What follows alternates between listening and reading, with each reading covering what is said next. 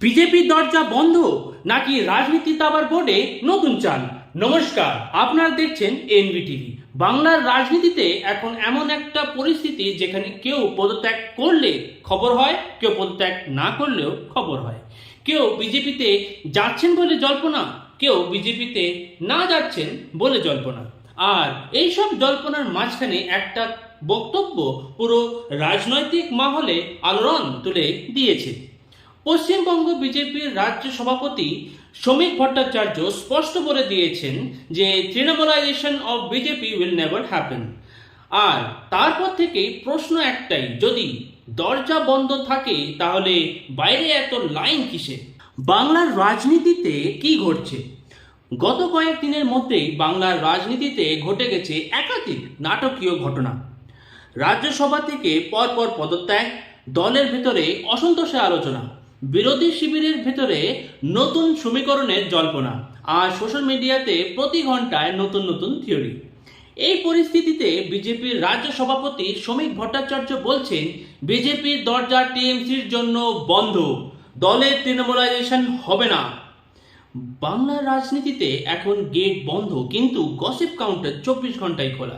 কেন এই তৃণমূলাইজেশন শব্দ? বন্ধুরা, প্রশ্ন হলো তৃণমূলাইজেশন শব্দটা এলো কোথা থেকে? তার পেছনে আছে গত কয়েক বছরের রাজনৈতিক ইতিহাস। 2021-এর আগেও পরে অনেক পরিচিত মুখ দল বদল করেছেন।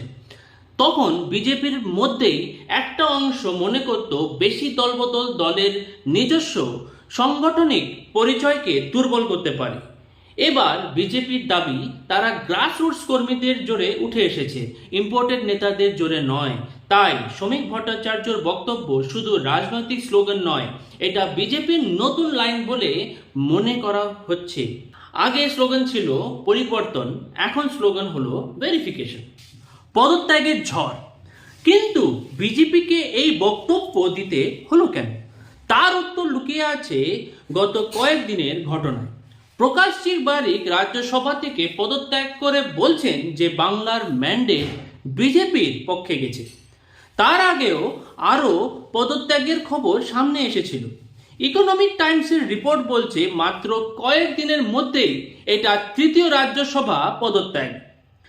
রাজনৈতিক মহলে তাই জল্পনা বেড়েছে যে টিএমসির ভেতরে অসন্তোষ কি আরো বাড়ছে? একটা পদত্যাগ হলে খবর, 3টে পদত্যাগ হলে প্রাইম টাইম। প্রকাশ বারিক কি বললেন? প্রকাশজিৎ বারিকের বক্তব্য নিয়েই এখন সবচেয়ে বেশি আলোচনা।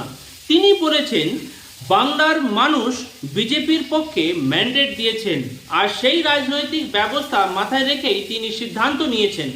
এই বক্তব্যের পর থেকে প্রশ্ন, তিনি কি বিজেপিতে যোগ দেবেন নাকি নতুন কোনো রাজনৈতিক সমীকরণ তৈরি হবে?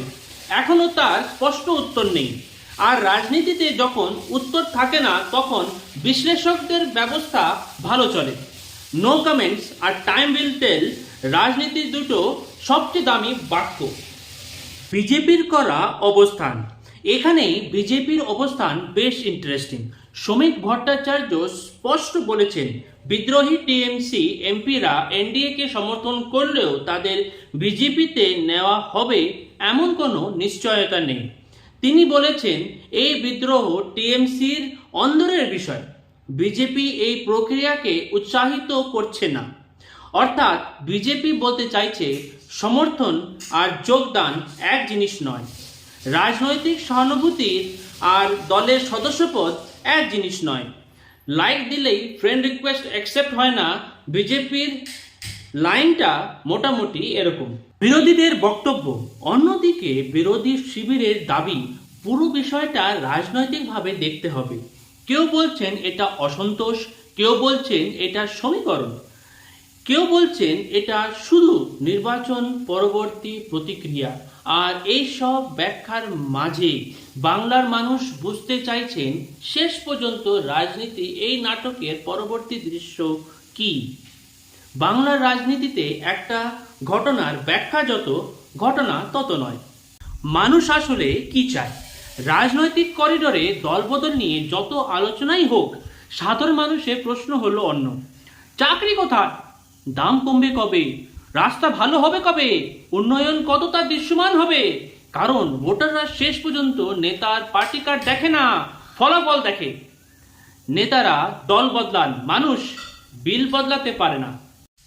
তাহলে আজকে সবচেয়ে বড় প্রশ্ন, বিজেপি কি সত্যি দরজা বন্ধ করে রাখবে, নাকি রাজনীতির ব্যবস্থা নতুন সিদ্ধান্ত নিতে বাধ্য করবে? টিএমসির ভেতরে অসন্তোষ কি আরো বাড়বে, আরো পদত্যাগ দেখব, নাকি পরিস্থিতি শান্ত হয়ে যাবে? এখন একটা কথা নিশ্চিত, বাংলার রাজনীতিতে গল্প এখনো শেষ হয়নি। ট্রেলার দেখে ফেলেছেন, সিনেমা এখনো বাকি। বাঙালির রাজনীতিতে এখন সবচেয়ে দামি জিনিস হলো না ভোট, না পোস্ট, সবচেয়ে দামি জিনিস হলো টাইমিং।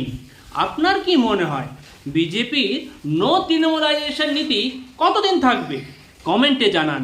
ভিডিও ভালো লাগলে লাইক করুন, শেয়ার করুন আর সাবস্ক্রাইব করুন এনবি টিভি। আমি বিদায় নিচ্ছি, নমস্কার।